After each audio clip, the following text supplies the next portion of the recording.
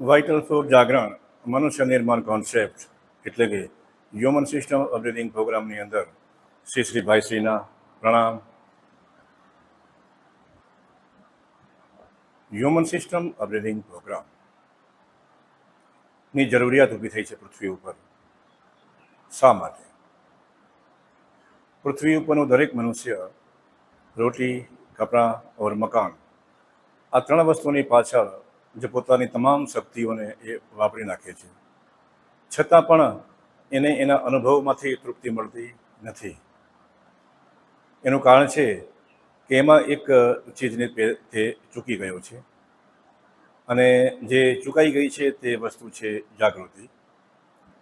કારણ કે જે જીવનનો મૂળભૂત હેતુ જે અનુભવ લેવાનો હતો, તો અનુભવ લેનાર જ જો ગેરહાજર હોય તો પછી એનો અંત આવતો નથી. જેવી રીતે કોઈ એક ફેક્ટરી હોય અને એની અંદર વર્કરો કામ કરતા હોય, અને વર્કરોની ઉપર કોઈ મેનેજર યા માલિકની દેખરેખ ના હોય તો જે નોકરો છે એ બેફામ રીતે વર્તી અને ધંધાની યા ફેક્ટરીની પથારી ફેરવે. તો યોગ્ય ધંધો અને યોગ્ય સિસ્ટમને ચલાવવી હોય તો એક કામ ચલાવ મેનેજર અથવા તો એક એનો માલિક એની નિમણૂક ફરજિયાત છે, તો જ ધંધામાં સફળતા મળે. એવી જ રીતે મનુષ્ય જીવન જ્યારે આપણે મળ્યું છે, જો કે મળ્યું નથી, આપણે લીધું છે અને આપણી સ્વેચ્છાથી આપણે અહીં આવ્યા છીએ, પણ આપણે એ યાદ નથી આવતું અને ભૂલી ગયા છીએ. શા માટે ભૂલી ગયા છીએ એ પછીનો વિષય છે. એટલે આવી હાલતમાં જીવતા મનુષ્યને પોતાની દિશા બતાવી અને એને પોતાના ગંતવ્ય તરફ એટલે કે પરમ લક્ષ્ય તરફ લઈ જવું, એવું વાઇટલ ફોર જાગરણ મનુષ્ય નિર્માણ કોન્સેપ્ટ એટલે કે હ્યુમન સિસ્ટમ અપગ્રેડિંગ પ્રોગ્રામનો એક હેતુ છે. હ્યુમન સિસ્ટમ અપગ્રેડિંગ પ્રોગ્રામ એટલે શું? ચલો જાણીએ એને. મનુષ્ય પોતે જે આજીવિકા માટે જે પ્રયત્ન કરી રહ્યો છે, ધન ઉપાર્જન, પદાર્થોની પ્રાપ્તિ, મકાન, ગાડી, દરેક સુખ સગવડના સાધનો, એમાંથી એ સુખ મળશે અને અનુભવ મળશે એવું એ બ્રહ્મમાં રહી અને એ બધા જ અનુભવો મેળવવાનો પ્રયત્ન કરે છે, પણ અંતે દુઃખ સિવાય કાંઈ હાથમાં આવતું નથી. કારણ કે એની અંદર જાગૃતિનો અભાવ છે. તો વાઇટલ ફોર જાગરણનો જે પ્રથમ કોર્સ છે, દરેક મંદિર એને દિવ્ય જીવન, આ 4 દિવસના સેમિનાર હોય છે. એની અંદર મનુષ્યને ઘરની અંદર કર્તવ્ય, ફરજ અને પોતાના અધિકારોની પ્રાપ્તિ કેમ કરવી અને પોતાનો ધર્મ કેમ બજાવવો એનું શિક્ષણ આપવામાં આવે છે. અને જીવન અને જાગૃતિ કેમ મેળવવી, જીવનની અંદર અનુભવને કેમ મેળવવા, એમાં જાગૃતિ કેમ રાખવી, એ પણ આપણા સાંસારિક કર્મોને કરતે કરતે એના વિશેનો આ એક દિવ્ય જીવન દરેક મંદિર મેગા સેમિનાર હોય છે. બીજો સેમિનાર હોય છે અહમ બ્રહ્માસ્મિ, જે હવે પહેલી જ વખત જવા થઈ રહ્યો છે.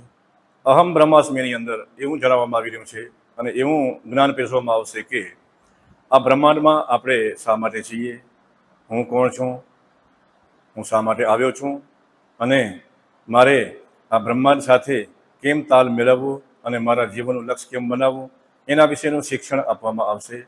આ સેમિનાર પણ લગભગ 3 થી 4 દિવસનો હોય છે. ત્રીજો સેમિનાર છે ચાલો આપણે આપણામાં સ્થિર થઈએ.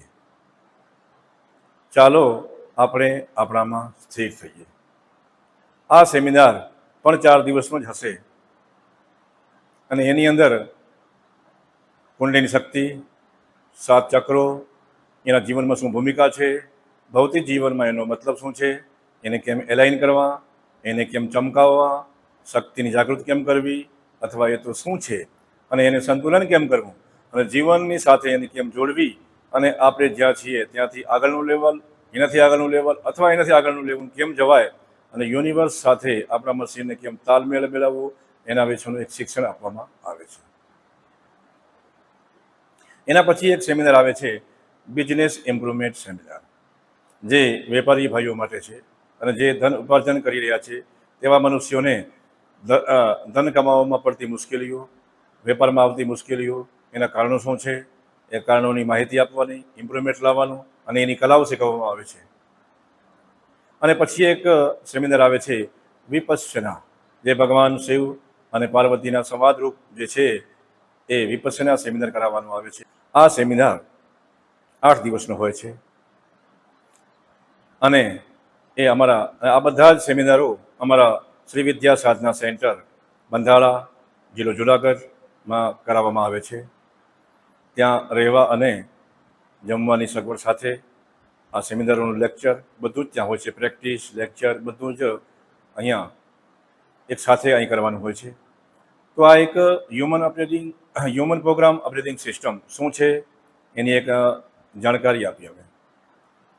એક બીજી વસ્તુ કે જો દરેક સાધકોને અમારે એક ભલામણ કરવામાં આવે છે કે જે લોકોએ અમારા સેમિનારોનું જ્ઞાન લેવા માગે છે તેઓ જે એની જે સિક્વન્સ છે એ સિક્વન્સને જો જાળવશે તો વધુ સારું પરિણામ આવશે. અન્યથા તે ગમે તે સેમિનારમાં આવી શકે છે, તો અમારા તરફથી ના પાડવામાં આવતી નથી. પણ દરેક સાધકોએ પોતાની એક સ્ટેટ ઓફ માઇન્ડને નક્કી કરી અને જે તે સેમિનારોમાં ભાગ લે. જેવી રીતે પહેલો સેમિનાર છે એ દરેક મંદિર દિવ્ય જીવન એક મેકી સેમિનાર છે. બીજો સેમિનાર છે અહમ બ્રહ્માસ્મિ. એના પછી ત્રીજો સેમિનાર આવશે ચાલો હું મારામાં સ્થિર થઉં. અને પછીનો સેમિનાર આવે છે વિપશ્યના સેમિનાર. આ એની સિક્વન્સ છે. આ જો સિક્વન્સમાં કરે તો વધુ સારું આવશે. એના સિવાયના બીજા 2 સેમિનારો છે વેપારી મિત્રો માટે, જે છે બિઝનેસ ઇમ્પ્રુવમેન્ટ સેમિનાર. એ સેમિનાર કરવા માટે પણ એને પ્રારંભિક કોર્સ કરેલો હોય, દિવ્ય જીવન કરેલું હોય તો વધુ સારા પરિણામો આવશે. પછી એક નવ દંપતી કે જેની ઉંમર 40 વર્ષથી અંદર છે એવા તમામ દંપતીઓ માટે એક સ્પેશિયલ સેમિનાર ઓર્ગેનાઇઝ કરેલો છે, જેનું નામ છે શિવ શક્તિ એક યુનિવર્સલ ડાન્સ. આ 2 એક એડવાન્સ કોર્સ છે. તો જિજ્ઞાસુ સાધકોએ પોતાના વિવેક અનુસાર અને જરૂરિયાત પ્રમાણે આ સેમિનારો કરવા જોઈએ અને એનું એક બેસ્ટ રિઝલ્ટ છે. અને આ તમામ સેમિનારોના આયોજન માટે નીચે ડિસ્ક્રિપ્શનમાં આપેલા ફોન નંબર ઉપર તમે સંપર્ક સાધી શકો છો અને એનું શેડ્યુલ મેળવી શકો છો. ધન્યવાદ.